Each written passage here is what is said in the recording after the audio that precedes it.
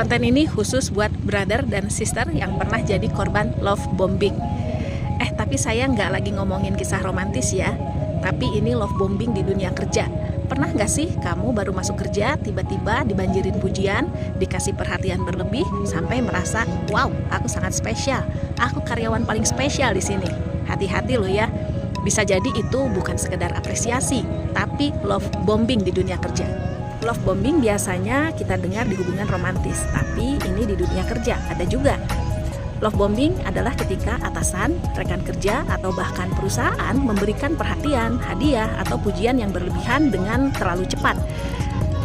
Tujuannya apa? Tujuannya adalah membuat kita terikat, bahkan jadi terlalu loyal. Contohnya gini, saat rekrutmen, perusahaan menjanjikan, di sini semua seperti keluarga. Kemudian kita dikasih welcome kit super mewah. Kemudian setelah beberapa waktu kita bekerja, atasan tersebut bilang kepada kita, kamu adalah orang yang paling bisa diandalkan, tapi ujung-ujungnya ternyata minta lembur tanpa kompensasi. Atau justru rekan kerja yang awalnya rajin beliin kita kopi, ngasih perhatian baik banget pokoknya sama kita ya, tapi belakangan ini sering nitip kerjaan sama kita. Sekilas memang menyenangkan, tapi love bombing di dunia kerja itu punya dampak yang tidak bisa disepelekan.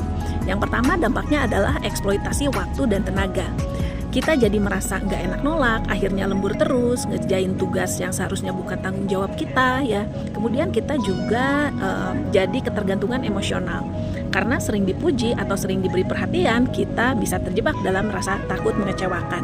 Akhirnya keputusan kita lebih banyak didasarkan pada ingin menyenangkan orang lain, bukan profesionalisme. Kemudian dampak yang lainnya yaitu burnout dan kehilangan batas pribadi. Lama-lama energi kita jadi habis.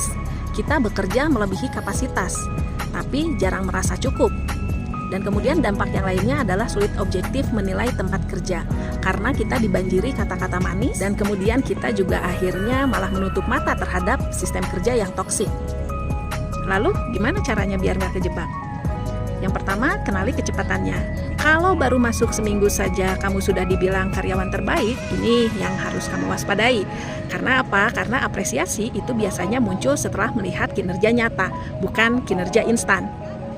Pisahkan pujian dengan realita. Misalnya atasan bilang di sini semua saling support, tapi kenyataannya kamu sering ditinggal sendirian ngerjain deadline. Itu tandanya bahwa kata-kata manis itu nggak sesuai dengan praktiknya. Kemudian tegakkan batas. Contoh, ketika rekan kerja sering minta tolong ngerjain bagian dia, coba bilang dengan sopan, aku lagi fokus ke tugas utamaku, mungkin kamu bisa bagi ke tim lain. Jadi jangan biarkan rasa sungkan mengorbankan tanggung jawabmu sendiri. Kemudian lihat konsistensi. Kalau perusahaan bilang karyawan adalah aset utama, tapi tiap kali kamu menolak lembur langsung dianggap tidak loyal, itu jelas love bombing. Yang tulus seharusnya tetap menghargai batasanmu. Jadi mulai sekarang hati-hati ya dengan love bombing. Jangan langsung terbuai dengan banjir perhatian di awal kerja. Sadari kalau apresiasi itu memang penting, tapi yang lebih penting adalah konsistensi dan integritas. Ingat, di dunia kerja kita butuh lingkungan yang sehat, bukan sekedar penuh janji manis. Terima kasih ya sudah menyimak sampai detik ini. Saya Rizka, sampai jumpa di topik karir life selanjutnya.